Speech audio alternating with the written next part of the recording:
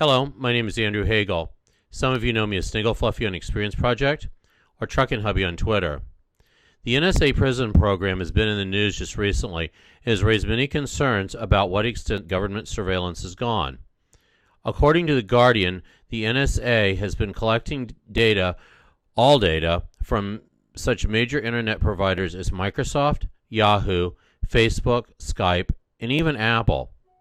If you think this is the extent of government surveillance, think again. This is the story, told in their own words, of Muslims in Orange County, California.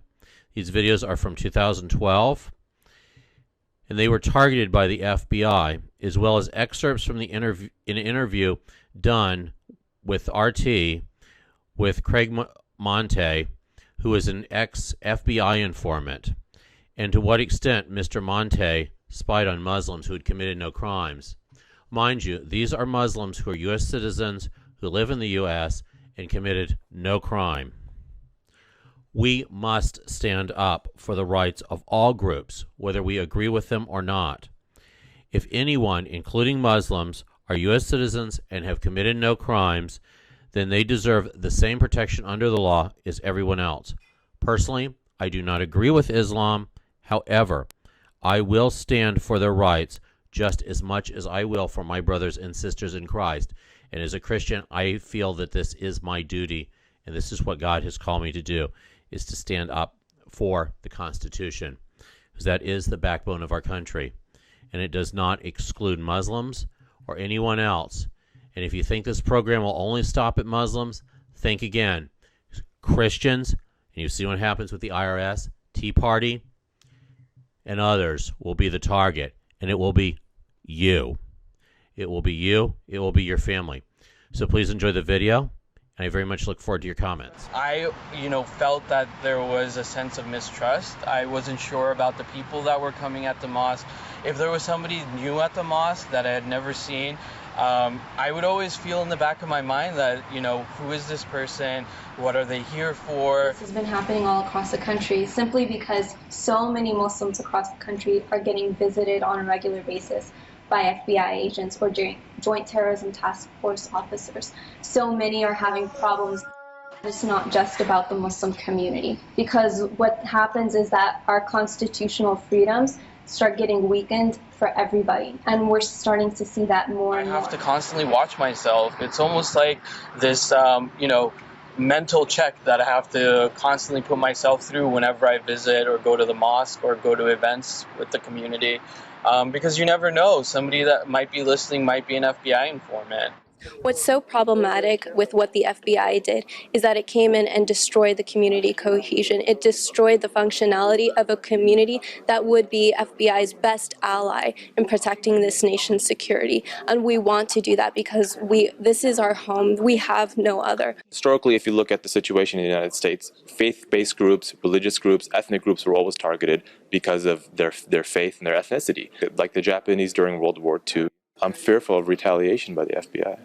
I and my wife fears it, my family fears it, and I fear that, the FBI is going to come down pretty aggressively on us. In 2006, Craig Monteilh posed as Farouk al-Aziz, a French Syrian with Islamic roots. Well, I was successful as an informant from 2003 to early 2006, working on murder-for-hire operations, bank robberies, infiltrating white supremacist groups. And one day, as I was speaking to my handler, her name was Tracy Hanlon, I said, I think I'm interested in infiltrating mosques. And she said, oh my gosh, that would be amazing. You would be gold. Right. They needed a man, a specific kind of man.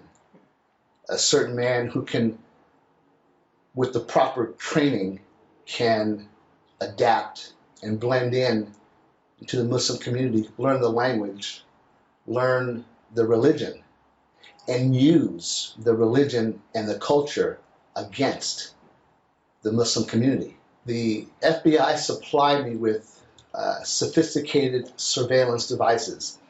They were called key fobs. Mm-hmm. It's like a car remote control. I had maybe between 5 and 6 of them. They're always charged, and I left them around the mosques where I would frequently pray. I had one in my pocket the entire time, always on.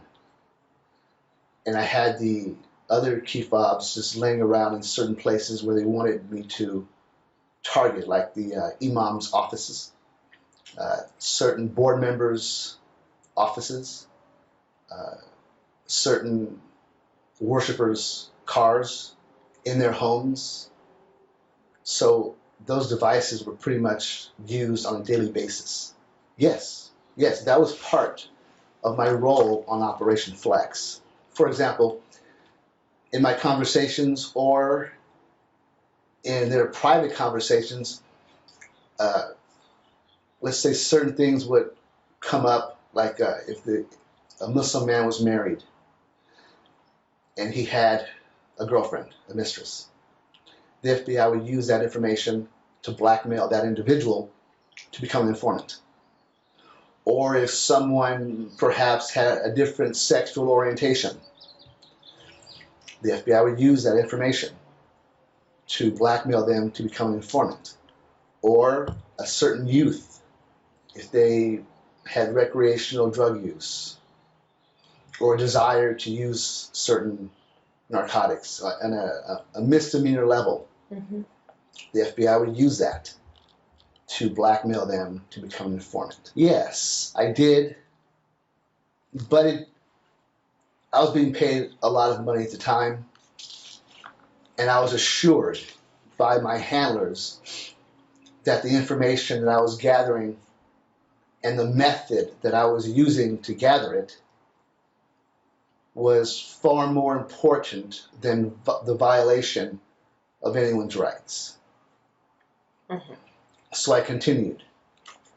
My handler, Kevin Armstrong, had serious concerns about the method in which I was tasked to use to gather information, but he was overruled by the operational leader, Paul Allen, to keep me using entrapment types of methods to gather information. No, I don't agree. In retrospect, especially because, again, I use those tactics on a daily basis for over a year. But I disagree. And the reason why I disagree is because entrapment methods never stop. It always grows. There's no boundaries for it. If I can seek out an individual and get them, coerce them in some way to do something they normally wouldn't do, that behavior from the informant only grows into more of a violation, more severe violations of the civil rights of Americans.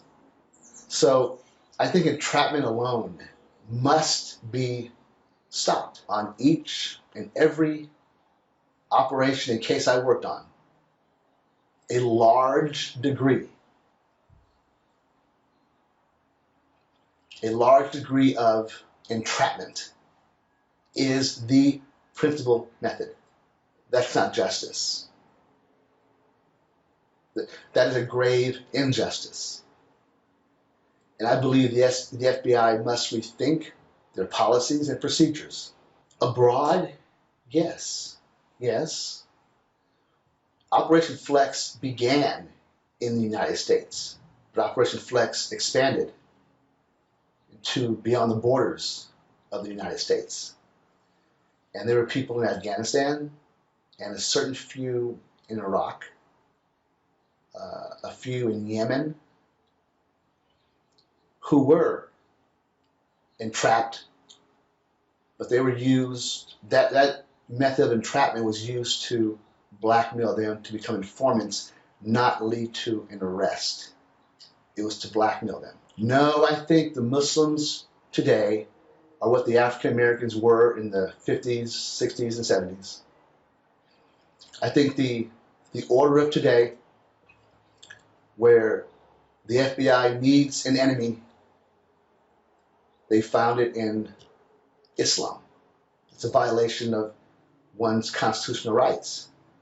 In light of this final comment, how would you feel if you were continuously targeted or continuously questioned about one aspect of your religion or belief system? He was always interested in other topics, in jihad and what I thought about jihad and things of that nature. Ladies and gentlemen, it's only a matter of time before you are targeted by the FBI.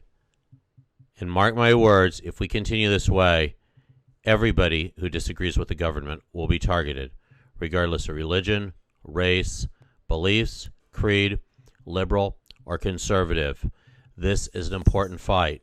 This is a fight for America as we know it. Please stand up. Andrew Hagle, reporting for Homegrown Media, Albany, Oregon.